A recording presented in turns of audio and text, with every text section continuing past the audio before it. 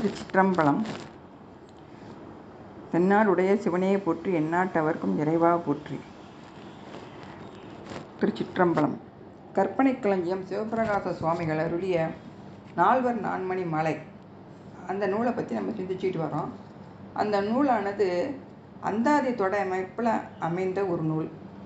இதில் வெண்பா, கலித்துறை, விருத்தம், அகவல் என்ற முறையில் பாடல்களை அமைச்சிருக்காரு. அதாவது முத்து, பவளம், மரகதம், மாணிக்கம் இதெல்லாம் மாறி மாறி கோர்த்து மாலை அமைச்சா எப்படி இருக்குமோ அந்த முறையில் இந்த நூல் அமைக்கப்பட்டிருக்கு. அந்தாதி என்பது ஒரு பாடலோட முடிவு அடுத்த பாடலின் தொடக்கமாக அமையும். இதுதான் அந்தாதி.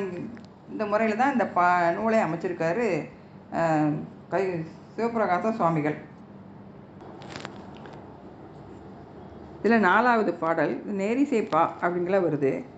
விலங்கிலை பகிர்ந்த மெய்யுடை முக்கட்காரணன் உரையனும் ஆரண மொழியோ, வாதிசீர் பரவும் வாதவூர் அண்ணன் மலர்வாய் பிறந்த வாசகத்தேனோ, யாதோ சிறந்தது என்குவீராயின் வேதம் ஓதின் விழிநீர் பெருக்கி நெஞ்சினுக்கு உருகி நிற்பவர் காண்கிலேம். திருவாசகம் இங்கு ஒரு கால் ஓதில் கருங்கன் மனமும் கரைந்தூக கண்கள் தொடுமணர் கேணியிற் சுரந்து நீர்பாய மெய் மயிர் பொடிப்ப விதிர் விதிர் பெய்தி அன்பராகுரர் அன்றி அன்பதை உலகின் மற்றையர் அறியலரே அப்படிங்கிறார்.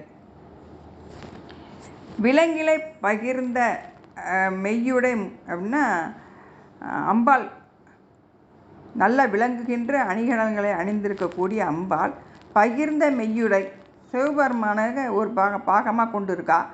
அந்த முக்கட்காரணன் உரை செய்த ஆரண மொழியோ, முக்கண்களை உடைய சிவபெருமான் அவர் சொன்ன ஆரணம்ங்கிறது வேதம். சிவபெருமானால் அருளப்பட்டது தான் இந்த வேதங்கள்.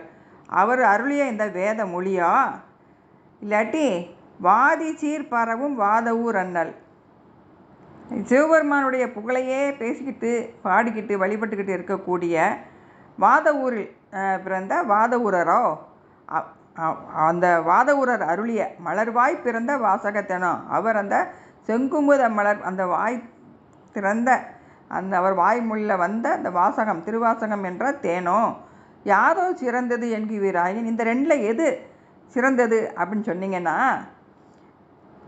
அதாவது இது எது சிறந்தது அப்படின்னு நீங்கள் கேட்டிங்கன்னா, வேதம் ஓதின் விழிநீர் பெருக்கி நெஞ்சு நெக்கு உருகி நிற்பவர் காண்கிலேம். வேதத்தை ஓதுனதுனால அவங்களுடைய கண்ணில் கண்ணீர் வந்துச்சு, நெஞ்சு உருகி நின்னாங்க அப்படிங்கிறத நம்ம யாரும் பார்க்கல.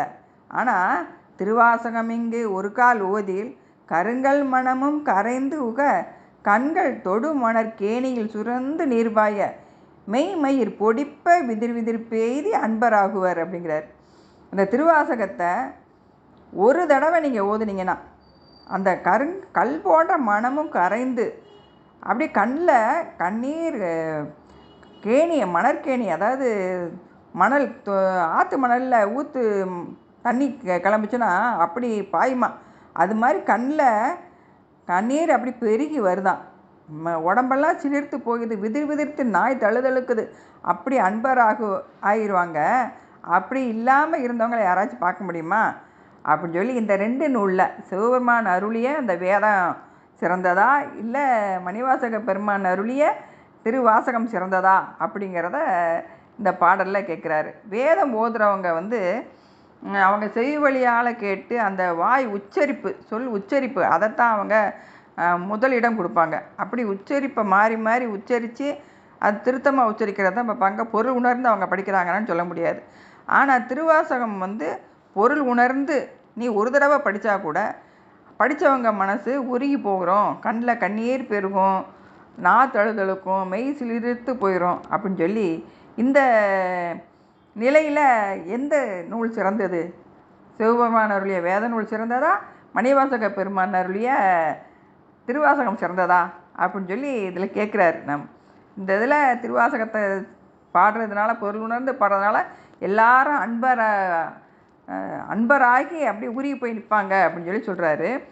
இதில் அம்பாள் சிவபெருமானுக்கு பாதி உடம்ப வாங்கினாங்க இல்லையா? அது எப்படி வாங்கினாங்க அப்படின்னா, பிருகுமுனிவர் அப்படிங்கிறவர் வந்து சிவபெருமானை மட்டும் வழிபடக்கூடியவர்.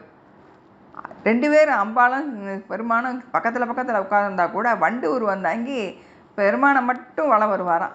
இப்போ அம்பாள் கேட்குறாங்க, ஏன் இப்படி பண்ணுறாரு அப்படின்னு சொல்லி கேட்கும்போது இறைவன் சொல்கிறாரு, முக்தி நிலையை விரும்புகிறவங்க என்னையை வழிபடுவாங்க, இஷ்ட சித்தி பெறணும்னு நினைக்கிறவங்க உன்னையை வழிபடுவாங்க அப்படின்னு சொல்லி சொன்னோடனே, அப்போ நம்ம சிவபெருமானை தனித்தனியாக இருந்தால் தானே பிரிஞ்சு சுற்றுவார், அதனால் உடம்புல பாதி வாங்கிக்கிறோன்னு சொல்லி அம்பாள் தவம் பண்ணி சிவபெருமான்கிட்ட பாதி உடம்பை வாங்கினாங்க அப்படின்னு சொல்லப்படும். அது மாதிரி மணிவாசக பெருமான் திருவாசகம் எழுதினார். எப்படின்னா, நம்ம திருப்பெருந்துறையில் மந்திரியாக இருந்த மதுரையில் அரசனுக்கு மந்திரியாக இருந்த மணிவாசக பெருமான் குதிரை வாங்க திருப்பெருந்துறை போகிறாரு. அங்கே இறைவனால் ஆட்கொள்ளப்பட்டு அங்கே இருந்து இறைவன் கட்டளைப்படி பல தலங்களுக்கும் சென்று வழிபட்டு கடைசியில் தில்லை வந்து சேருவார். அங்கே தில்லையில் போகிற இடங்கள்லாம் அவர் நிறைய பதியங்கள் பாடினது தான் அந்த திருவாசகங்கிறது. அதை தில்லையில் ஒரு குடில் அமைச்சு அங்கே இருந்து இறைவனை வழிபட்டுக்கிட்டு இருக்கும் பொழுது ஒரு நாள் ஒரு அந்தனர் வரார். இந்த அந்தனர் வடிவத்தில் வர்றவர் வந்து சிவபெருமான் தான். அவர் வந்து மணிவாசக பெருமான்கிட்ட கேட்குறார், நீங்கள் இறைவனால் ஆட்கொள்ளப்பட்டு உங்களுக்காக சிவபெருமான் குதிரை வீரனாக வந்திருக்காரு, பிரம்படிப்பட்டிருக்காரு, எல்லாம் சொல்லி நீங்கள் பாடின பாடல்களெல்லாம் நான் எழுதிக்கிறணும் அப்படின்னு சொல்லி கேட்டு சிவபெருமான் கைப்பட மணிவாசகர் சொல்ல சொல்ல திருவாசகம் முழுசும் எழுதுகிறாரு. அப்புறம் திருப்பி கோவையாறு பாட சொல்லி அதையும் தன்னுடைய கைப்பட எழுதி மணிவாசகர் சொல்ல சிற்றம்பலம் உடையான் எழுதியதுன்னு சொல்லி கையெழுத்து போட்டு வச்சு அந்த ஓலையை தில்லையில் பஞ்சாக்கரப்படியில் வச்சு மறைஞ்சிடுறார். மறுநாள் கோயிலுக்கு வந்த அர்ச்சகர்களில் ஒருத்தர் பார்த்து இப்படி இருக்கிற ஓலையை பார்த்து அந்தணர்களெல்லாம் சேர்ந்து இந்த மணிவாசகர் எங்கே இருக்கான்னு தேடி கண்டுபிடிச்சி அவர்கிட்ட இப்படி எழுதியிருக்குன்னு சொன்னால் அப்போ வந்தது இறைவனுங்கிறது மணிவாசகர் தெரிஞ்சு போயிடுது. இந்த நூலுக்கு இந்த திருவாசகம் இந்த பாடல்களுக்கு பொருள் என்ன அப்படின்னு சொல்லி கேட்கும்போது மணிவாசகர் எல்லாரையும் கூட்டிகிட்டு இறைவன் நடராஜ பெருமான் முன்னாடி வந்து, நடராஜ பெருமான் இவர் தான் அந்த நூலுக்கு திருவாசகத்துக்கு பொருள் சிவபெருமான் தான் அப்படின்னு சொல்லிட்டு அந்த பஞ்சாக்கர படி உள்ளே போய் நடராஜ பெருமானோட ஐக்கியமாயிருவார். அப்படி இறைவனால் எழுதப்பட்ட நூல் தான், இறைவன் கைப்பட எழுத நூல் தான் திருவாசகம். அந்த திருவாசகத்தை நம்ம பொருள் உணர்ந்து படிக்கும்போது நம்ம சிவனுடைய சிவபுரமே சென்று சேருவோன்னு மணிவாசகர் சிவபுராணத்தை சொல்கிறார். அப்படி நம்ம பொருள் உணர்ந்து இறைவனால் அருளப்பட்ட வேதத்தை விட திருவாசகம் சிறந்தது அப்படிங்கிறத இந்த பாடலில் சொல்கிறாங்க. திருச்சிற்றம்பலம். நம்மளும் அந்த பொருள் உணர்ந்து ஓதி இறைவன் திருவருளை பெறுவோம். திருச்சிற்றம்பலம்.